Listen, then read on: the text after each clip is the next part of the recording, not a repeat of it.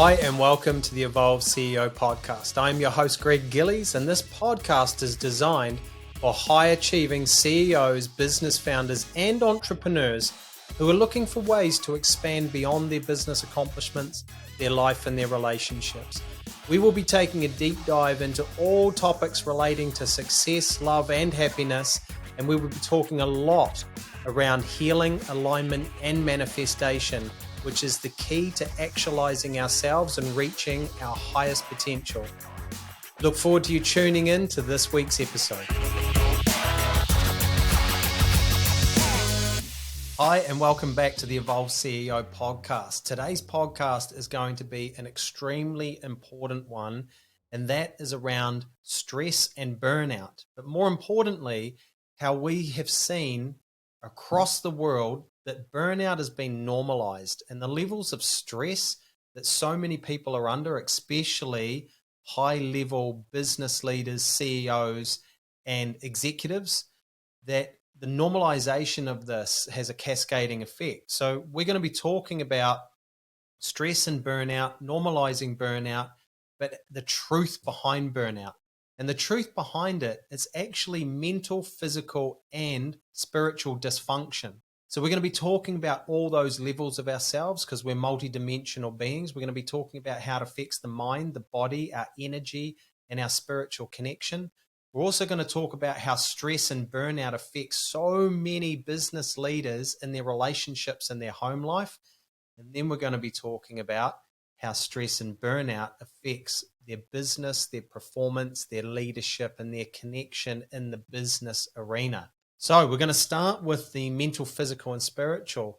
And I want to ask Tracey, when it comes to what you see with clients who carry a lot of neurological stress, they're overworked, they're overthinking, tell the audience how this actually affects the brain. Like, how does this affect somebody neurologically in the mental brain?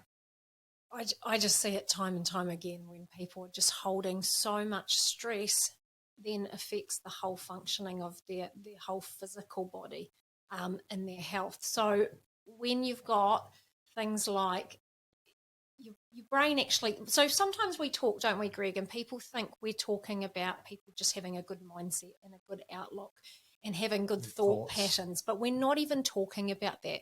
We're talking about neurological structures holding so much stress that they literally trigger this response of this fight or flight. It's called deep survival stress. It's called being stuck in sympathetic nervous system dominance. And what happens, it's like then I'm just on edge. Everything will almost look like a trigger to me. Again, the body. So it will then cross over into somebody's endocrine system and they will overproduce cortisol. And what happens with cortisol is it masks a lot of symptoms in the body.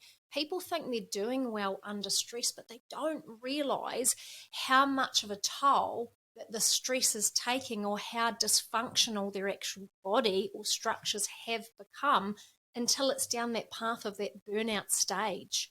Totally. So many clients, when they come to us, they know they're overthinkers, they're over analytical, they've got very, very stressed mind.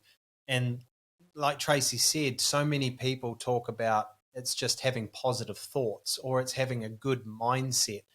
But the ongoing cascade of having a stressed mind, it actually affects the energetics. It actually affects the neurological structures.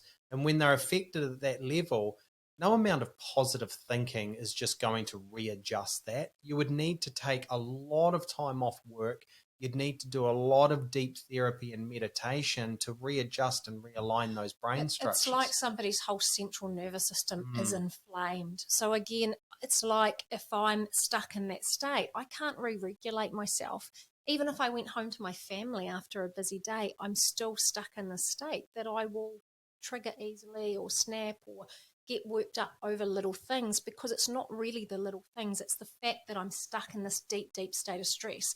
So this is this age-old question on how does kind of disease still exist when we are the self-healing organism and everything in our body will update and repair within a certain time frame.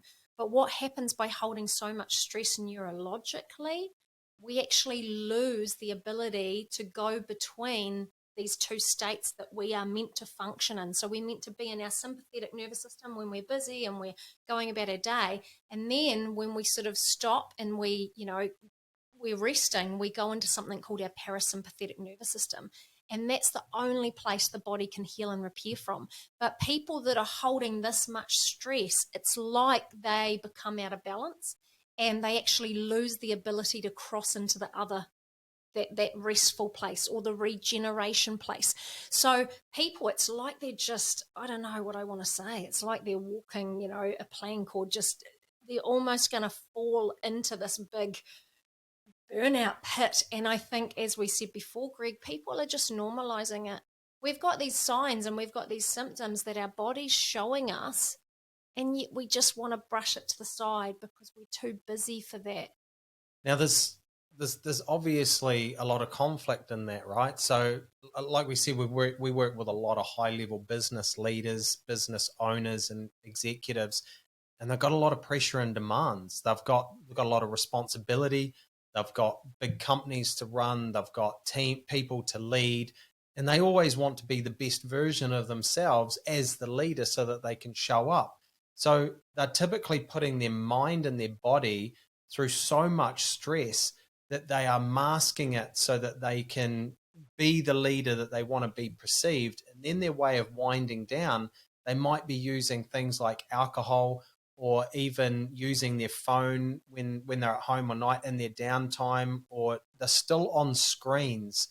And you might be watching a movie, or you might be flicking through social media, you might be on your phone and stuff, and you think, your brain tells you that you're getting a rest. You're not thinking about business, you're not thinking about work, and it's just giving you a distraction. But the thing is, it's creating more stress.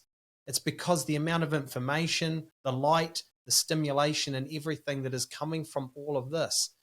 And then we get so caught up in this stressed mind that we are unable to meditate. We crave fast burning foods because we're in this survival state, and we can't do all the things that we know are good for us, to just be in silence, to go into nature, to meditate, to slow down, and all of those sort of things. Is because literally the mind is out of control. It's kind of like this obsessive machine that is constantly in the survival state. Yeah. So that's what happens with the mind, but it's not just thoughts.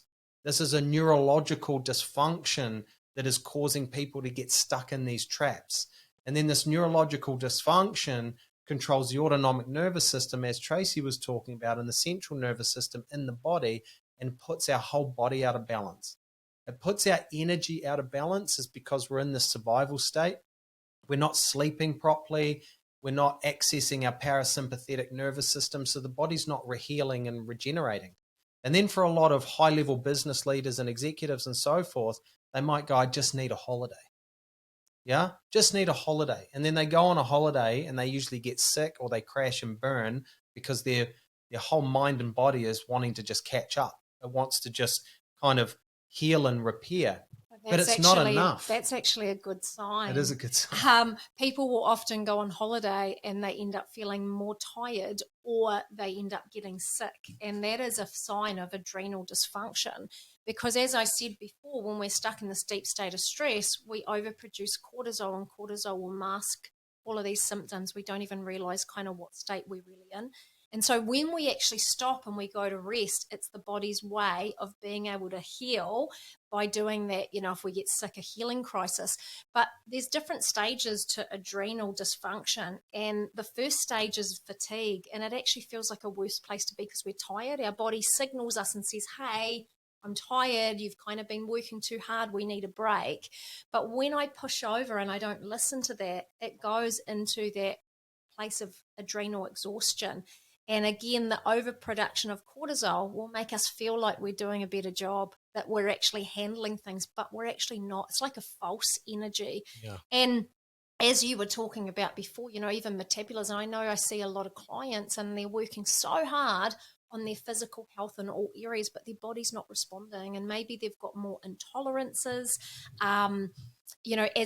people might think it's just an age thing as they get older, but it's not. It's a sign that I've been stuck in this deep state of stress for such a long time, because that cortisol changes my metabolism to suit this deep survival stress state. And so then I crave and I want fast burn foods, the alcohol, all of these things that kind of give me that quick energy because I'm stuck in this state and my body really can't even utilize or proteins and fats and use what it needs. So it's like there's this deeper picture going on, isn't there, Greg? But everybody Totally. is just kind of looking at that surface level, but your body or these signs are telling you something deeper.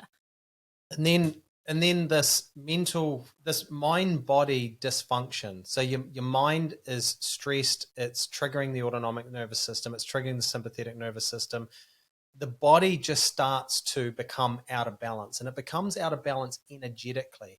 And our glands and our organs and our systems go into that survival state. So our digestive system turns into a survival state where it'll crave the wrong food. That then affects our gut health and our microbiome. Our endocrine system, which is where we produce all of our hormones, gets out of balance, and we're not producing the right amount of hormones. As Tracey said, the big one is our adrenals and our adrenal glands, and we start living off this adrenaline. So all of a sudden, the whole physiology system is just starting to break down and break down and break down. And it's not about just having a holiday or starting an exercise plan or a nutrition plan, because energetically, your body is out of balance. And until you heal and align and get your mind and body working in optimal health so that your parasympathetic nervous system is activating and your natural healing is in place, then you're just going to be in this kind of revolving door, this all or nothing cycle. And this is why we say that stress and burnout has been normalized, is because the world has gotten so fast, the pressures and demands on people to do their job, to keep up, to try and be supportive for the family. It's too much. We are not designed to handle this level of stress. And then I know for a lot of our clients, they're very driven, they're very high achievers, they're very masculine. It just becomes this push through. And it's just like, well, I'll just work harder. I'll just push through. I'll just harden up. Yeah. And this is the belief systems. This is the unconscious belief systems that actually drove them into this place of burnout. Yeah. Because they think that if I'm not working at 100% of my capacity and hustling and grinding and outperforming everybody, then the fear of, what if I lose my job?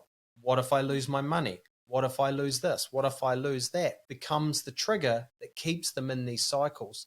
So it's both healing the neurological, but it's also reprogramming the belief systems that has created the pathway that has caused the unhealthy imbalance in the mind and the body.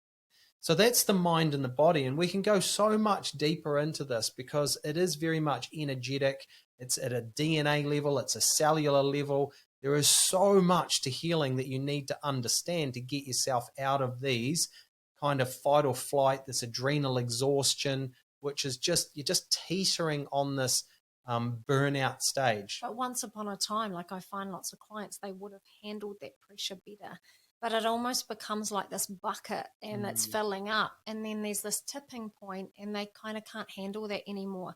There is a couple of other pieces of the puzzle though, Greg, when it comes to the body and physiological, stresses, is I actually specialize in a specific virus. So it's called Epstein-Barr virus. It's also known as glandular fever or mono. And people actually have had this in their younger years and they recover from it, but it actually never leaves the body. And it's called an opportunist virus. And what it actually does is it waits until you're dealing with other things and stress, and then it uses that as a chance to build up, and it compromises many structures in the body and affects a lot of things from functioning correctly. Adrenals would be a big one, thyroid would be a big one, but it actually can attach to mercury, so it crosses somebody's blood-brain barrier, which means it then inflames their whole central nervous system. So there is these deeper pictures going on for people that when they're stressed, it's not just, maybe there is environmental stresses, work, busyness, all of these things, but you can actually have internal stresses like this virus that I'm talking about. So if somebody's central nervous system is inflamed, even when they're trying to relax. So that's the next topic we're talking about, maybe spiritual connection. And people might meditate or try and do all these nice things for themselves. But if my central nervous system is holding that much stresses and inflamed, I'm never going to be able to access that deep place that brings that peace, that, that rest, that kind of internal connection. And this is why we talk so much around, we see so many people, even if they're getting professionals to help them, they're only ever dealing with the symptom because most people don't know the deepest underlying cause. And after Tracey and I working with and healing and helping so many business leaders, hundreds of business leaders, literally heal, align, and transform their lives, Tracey knows categorically 95% of them, the deepest underlying cause that is stopping their body from healing correctly is this Epstein-Barr virus. And most people unaware that they have it, or it's misdiagnosed if they do get a blood test and go to the doctors. So it's always around identifying the deepest underlying cause. It's the deepest underlying belief systems that creates the drive, that creates the stress, that creates the dysfunction. It's the deepest underlying virus or imbalance in the body that is then attacking the glands and the organs and the liver and the kidneys and the thyroid and your adrenals. So don't just deal with the symptom, you need to identify the deepest underlying cause. So we've spoken a lot about the mind and the body. Now, as we talk, we are multidimensional beings. And if you want to heal and you want to evolve and you want to literally live your best life, you can't just work on one area. You can't think because I'm stressed or I'm going through burnout that I just need to rest and repair and do some exercise and eat clean and hydrate and get out of adrenal exhaustion if you're not going to change heal the neurological structures in your mind that's just going to throw you back in. But if you only work on the mind and the body, if you're lucky enough that you're working on the mind and the body, but you're not working at the dysfunction in your spiritual aspects and your metaphysical aspects, again, you're going to end up throwing yourself back out. So a lot of people don't understand this area, and this is an area that Tracey specializes in.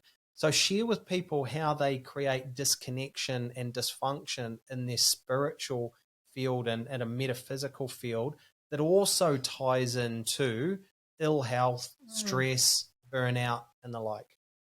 With that spiritual connection, everybody's talking about expanding in consciousness, raising their energetic vibration, all of these different words and talk, I guess. But neurological structures that are holding so much stress can't attune because higher vibrational states or expanded consciousness is like higher vibrational information. It's higher states of consciousness. And so a brain or neurological structures that are holding that much stress and it's stuck in that deep survival stress state can't attune to this higher sort of information.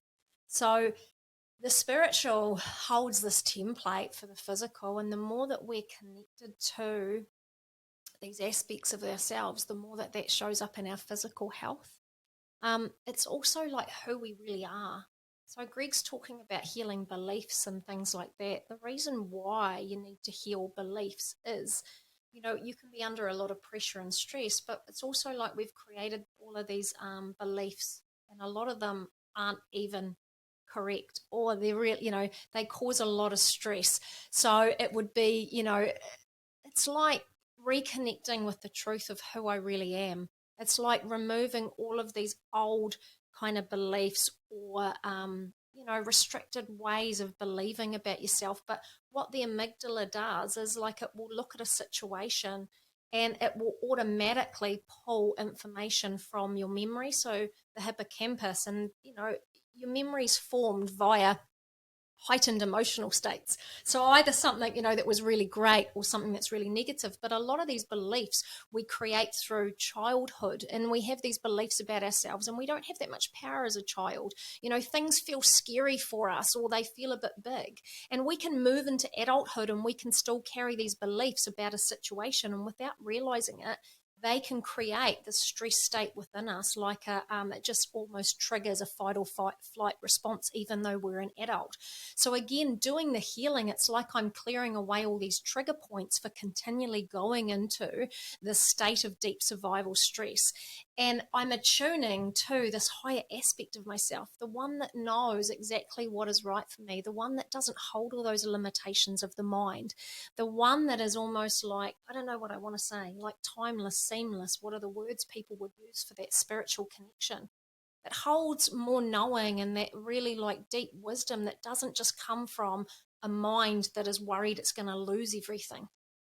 Because that's what people do. They hold on to things so tightly. It's like this higher level of existing. It's like that peace and calm and just allowing yourself to be and be filled by those higher energetics that we understand that there's kind of this bigger picture there. So, I see a lot of people with amazing lives on paper, and yet they've come to us, but they would feel embarrassed to say that they weren't happy to their friends or society because what they model is what everybody aspires to. And it's really this deep connection to self. I see a lot of businessmen that have I don't know, do I want to say steamrolled their way? Like they've hustled and, had that hustle and grind, and they've had this idea of what success looks like. And if they just keep kind of going towards that and attain all of these physical attainment things, they will find what they're looking for in that, I don't know, that deep kind of contentment. And yet they get to these places and it's not there again. And then they just think they'll make a bigger goal and they'll kind of set that and they'll move forward again. And then it's not there. It's because they're out of alignment with those deepest, I don't even want to call it core values because it's bigger than that. It's bigger than values.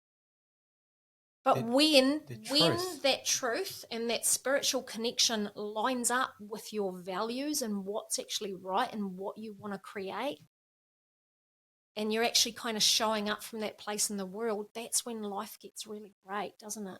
Totally. So again, for our clients, it's through that healing process. It's through releasing that neurological stress so that they can attune and expand their consciousness. And it's about healing deep organs and glands that are not functioning correctly. And then it's about this attunement to this higher source, the spirit, this connection that everybody is really searching for. And this isn't just talk therapy. This is energy healing. Energy healing, glands, organs, neurological structures, digestive system, endocrine system, and spiritual connection, and all of the dark energy and entities that attach to us when we are literally sacrificing and driving ourselves into the ground for success. So Tracey did touch on a point around so many of these high achieving business leaders and businessmen. They want contentment. They want inner peace. They want to be happy. They want to have joy. They want to have love and connection in their relationships. But everything that they've done to drive and create the success has taken them further away from that. And how you get back to what you truly desire, there is only one path, and it is healing. But it needs to be healing at the deepest level, and it needs to be multidimensional. And you need to heal the mind, body, energy, and spirit all simultaneously because they are all interconnected. Because even things like anxiety, some people just think it might be like an emotional state. It's not. It's signaling to you that you've got something going on, that things are not functioning correctly. I've been to the place of breakdown and it's really, really horrible. It's like if I started listening to these signals earlier, maybe I could have understood how to step in and make change that I wouldn't have got to that place in myself. Because believe me, go to the place of burnout, it would be years to come back from. It would be hard. But, I see a lot of people, and again, we talked before that people it's like they're berating the signs and symptoms that their body's showing them. It's kind of like this, I'm too busy. I don't have time for this. And that's why people will say when they get really sick, like, if I say the word cancer, geez, that's a big topic, isn't it? But people will get really sick and they will say later on it was their best lesson because they had no choice but to stop and listen. I guess what Greg and I are doing and, the way that we heal people, we don't want people to get to that place. Don't wait until you literally have no more choices.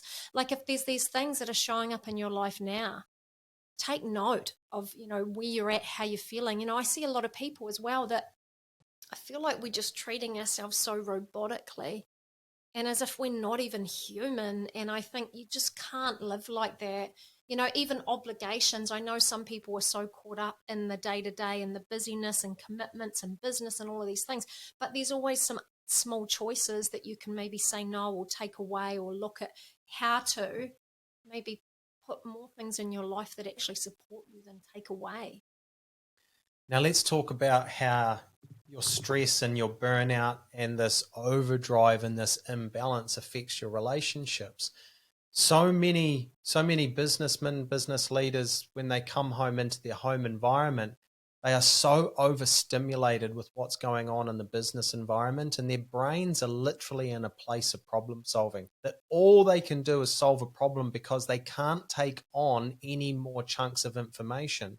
So you have a conversation with your wife, and your wife might tell you how her day was, and she might complain about a few things because she had a stressful day. But if your mind is already over energy and it's already got too much to contend with, the mere fact of feeling like you have now somebody else's problems in your sphere is where arguments begin, because the husband will literally just solve the problem so that he doesn't have to be involved and listen and try and take on all of that. And then the wife feels like she hasn't been listened to. So when this happens, micro moments every day for weeks and months and years, and especially when we go through the parenting period and we're juggling, like Tracey and I, we've got a 10, a 12 and a 14-year-old. So schools and sports and extracurricular activities and running two businesses and everything. If we're not mindful of our own mental, physical, and spiritual health and are always working on maintaining balance, we will just be at each other. Is because we are like the last line. It's like when we do get that little bit of time for each other, if we're bringing stress into that, we are not showing up as the best version of ourselves, and our energies will just collide. And arguments and words will just be triggered that is not how we actually feel. Yeah. So this is the compounding effect. Like, we're too busy. There's too much going on. But we need to be able to switch between business mode and home life and just work on removing the stresses out of our lives. Yeah. So many people feel like they don't have choice. So many people are just burdened with obligation and shoulds. And the only thing you should do is remove all of the obligation and maybe say no more often and reduce the amount of stress and conflict and busyness that we're all become quite obsessed and addicted to. But even like when people are stuck in that deep state of stress that I said before, we don't even have the ability to heal and repair. And people will be in that mindset of just pushing themselves hard in every area of their life. So then you see people, at the gym, and they're pushing themselves so hard, but they don't have the recovery in them. Their body cannot do what it needs to repair itself. Again, building muscle, what it tears and then it gets stronger in the rebuild. So all of these things, it's like I'm just driving myself further into the ground. I feel like a big kind of thing would be about knowing where you're at, maybe taking stock of your life, where your body's at, where your health's at, and finding some different ways to support yourself or deal with things. Again, I talk to clients all the time about when they do this healing work with us, Greg, right? A lot of people don't understand how over energy their mind was or how much mind chatter they had. And it's not till it quietens down, you go, oh my goodness, I can't believe the difference. How I didn't noisy it realize was. how bad it had kind of gotten, because it just becomes your normal and your baseline. And I feel like in this world, we look at all these other areas in our life, our physical and going to the gym, but nobody really looks at their mental health processes or habits. It's like we just go, oh, it's like the mind just does what it does and it should just, cope with everything. But our brain hasn't changed, and yet the world has. And there's just too much noise. And so if I understood the body and how it worked, it would be that's the top organization and it controls everything else. So where's the rest for my mind, for my brain, for my neurological structures? And if I had known what I know now when I went through that breakdown, I would have put in some activities or daily habits that supported a better mind management in myself. And so then at least that would have kind of had a chance to support me more in my physical health.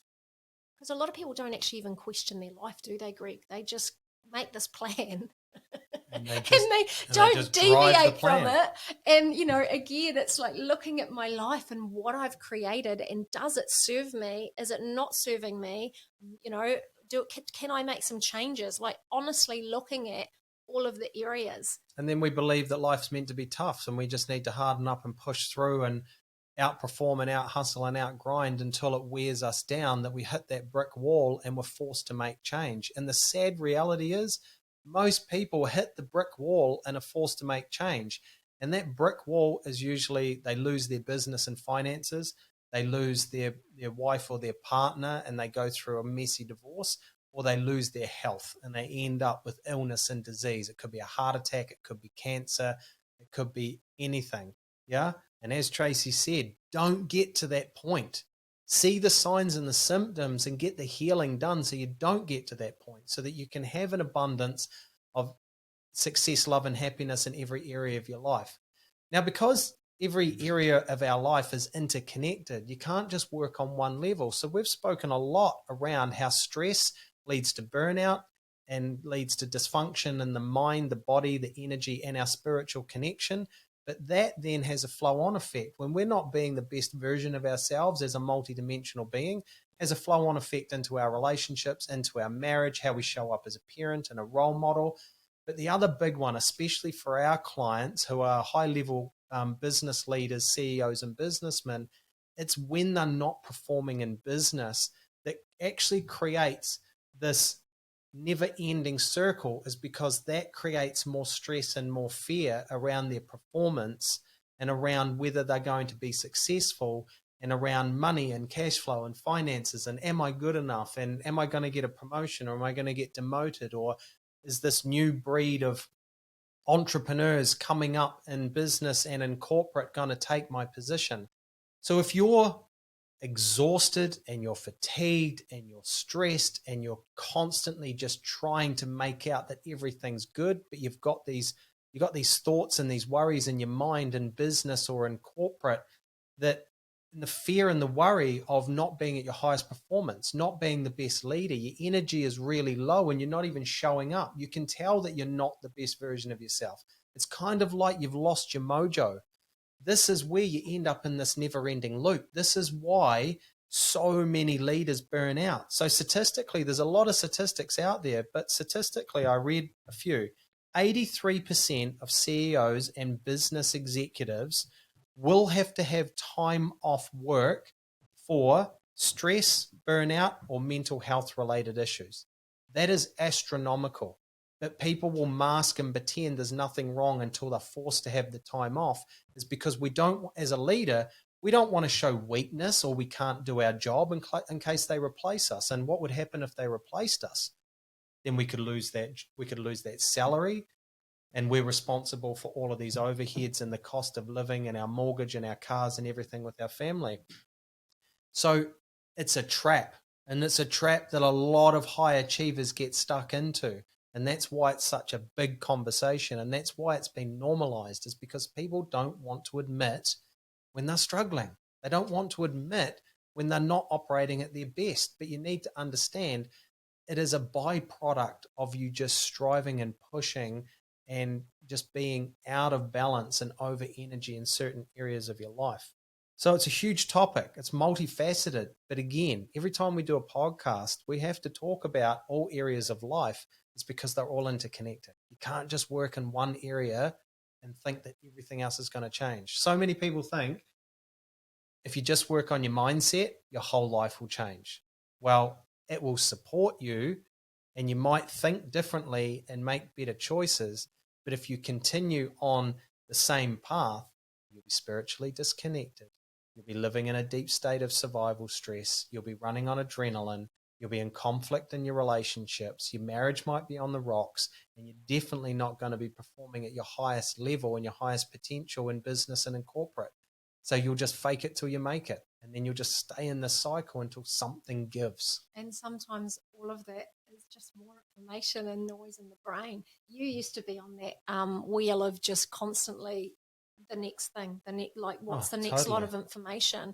It's almost, I would say, what can I take away and tuning into that inner knowing and that inner knowledge that will actually tell you the right thing each time. And it's very hard to connect with this inner knowing and this inner knowledge and your spiritual connection when you have a stressed mind. It's because this connection comes from the heart. And you can't drop down and connect with the heart when your mind is so stressed that you are overthinking, overanalyzing, the ego is just running wild. And this is rampant. And this is why these statistics on stress and burnout and all of these other related issues, it does start in the mind, but it is multidimensional. So what can people do to start to really truly look at healing their mind, body, and spirit so that they can evolve into the next stage of their life and start living that contentment, that inner peace, that joy, that fulfillment that they truly desire? I think you would need to have a gauge on your life. That framework that you've created, Greg, is really great, which is the 9 pillars of success, love, and happiness framework, which everybody on the podcast gets to access this for free. So have a look in the show notes for the links. I think assessing your life, but being completely honest with yourself, because at times people are not. So being honest and looking at your life and looking at possibly where there's changes, where am I just running myself into the ground continuously? But the mind with noise would be one of the best places to start. I know I did a talk to like they're a tech company, but a really young up and coming company that had a lot of maybe 20s. What are those ages called? Millennials, is it? Yeah. And I did a talk about how our mind and stress, and they were shocked. They didn't know any of it. And sometimes I just think it's, stuff that everybody knows, but all the information we take in has to be processed by the mind. And our neurological structures need silence, and also its sleep helps, but there's silence to heal and repair. So if I was to take stock of my life and look at where am I actually giving myself that downtime, a lot of people think being on their phone, oh my goodness, it's like anything can be accessed on your phone. It's 1,000,000 miles an hour. It's just more information going in. Maybe I'd be looking at exercise and doing some maybe lighter intensity to not push myself so hard, but just noting what do I actually need and how much time am I giving myself. A lot of people are overcommitted. And that's a great place to start. Get rid of some of the shoulds, say no instead of yes. Start maybe prioritizing yourself. Definitely need to simplify your life. I think overthinking is a huge one. Again, the mind cannot tell the difference between something I'm thinking about and something that's happening.